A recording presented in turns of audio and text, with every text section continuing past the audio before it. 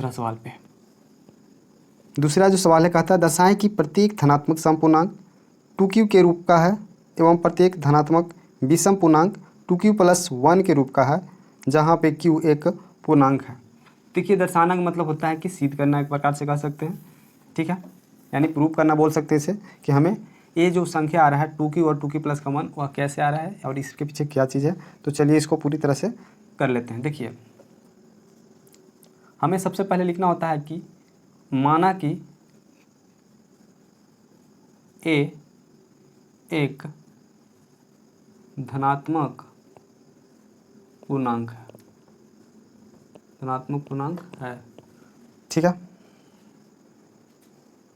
चलिए यहाँ पे हम लिख लेते हैं कि यूक्लिड विभाजन प्रमेयिका से, प्रमेयिका से क्या होता है भाई, a बराबर BQ+R, जहाँ 0 से बड़ा या बराबर R होता है और से बड़ा हमारा B होता है, ठीक है। इसलिए हम कह सकते हैं कि हमारा जो क्वेश्चन के अंदर है जो 2q और 2q+1 आ रहा है, यानी कि हमें यहाँ पे b का जो मान है 2 आ रहा है। कितने आ रहे हैं? 2।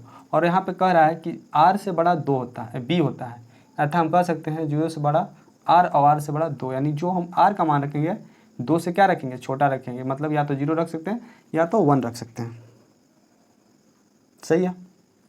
इसलिए हम रख लिए यहाँ पे b बराबर कितना, 2, ठीक है।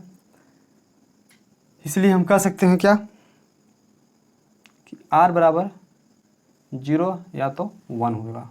अब आते हैं दो चीज़ें यहाँ पे लेके आते हैं, कंडीशन नंबर फर्स्ट और इधर लेके चलते हैं कंडीशन नंबर सेकंड, यानी केस 1 और केस सेकंड ले लेते हैं।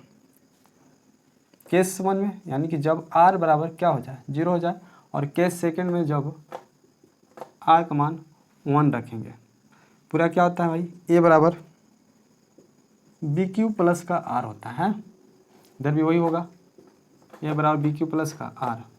अब हमें हल कर लेना भाई, b का जगह पे कितना रखना है, b का जो मान है 2 है, 2q+r, r का मान कितना, पहले r का मान 0 रखें, 0 पर करते हैं, क्या हो गया हमारा, तो 2q आ गया, यानी कि a बराबर कितना, 2q। और ए साइड हमें क्या लिखे, 1 लिखे, यानी यहाँ पे क्या लिखेंगे, तो यहाँ पे 2q+1, और हमें यही लाना भी था, ठीक है। यानी कि ये जो सवाल था बहुत ही आसान था, माना कि ये एक धनात्मक पूर्णांक है, यूक्लिड विभाजन प्रमेयिका से इसको लिखना था, है ना। इसका जो फॉर्मूला क्या होता है, a बराबर BQ+ का r, जहाँ पे 0 से बड़ा या बराबर r और r से बड़ा b होता है। इसलिए हम कह सकते हैं इसलिए हम b बराबर 2 रख लेते हैं। जब यहाँ पे हम 2 रखें, यानी कि जो r का मान होगा 0 होगा या तो 1 होगा, क्योंकि उससे बड़ा b है और b का मान हमारा यहाँ पे 2 है।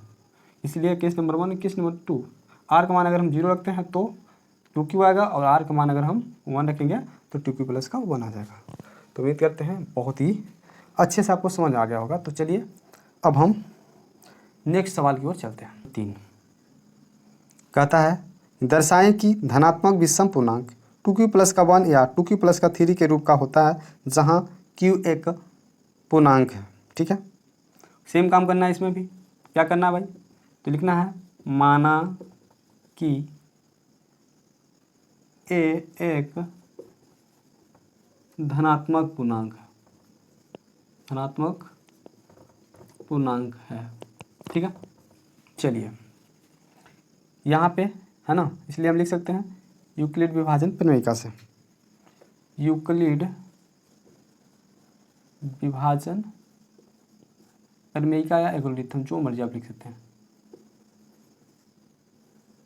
से क्या होता है भाई, a बराबर BQ+ का r, जहां हम कहते हैं कि 0 से बड़ा या बराबर r और r से बड़ा b होता है। और हमें यहाँ पे जो क्वेश्चन में आपको देख सकते हैं क्या लिखा है, तो क्वेश्चन में है कि 4q+ का 1 या 4q+ का 3, यानी q से पहले क्या है 4, यानी b का मान जो हमारा हो गया 4 हो गया, यानी कि हम कह सकते हैं यहाँ पे कि 0 से बड़ा r और r से बड़ा 4 होना चाहिए, यानी कि जो r का मान है वो 4 से क्या होना चाहिए, कम होना चाहिए। जैसे कि या तो 1 हो सकता है, 2 हो सकता है या 3 हो सकता है, लेकिन इसमें भी क्या बोल रहा है, तो बोला है विषम, है ना, कैसा पूर्णांक, तो विषम पूर्णांक, यानी कि यहाँ पे हम ये जो हमारा 2 हो जाएगा क्या है, सम हो जाएगा, है ना, यानी या तो 1 होगा या तो 3 होगा, यानी कि r बराबर हम कह सकते हैं 1 या 3। सेम काम केस 1 और केस 2, ठीक है। केस 1 में a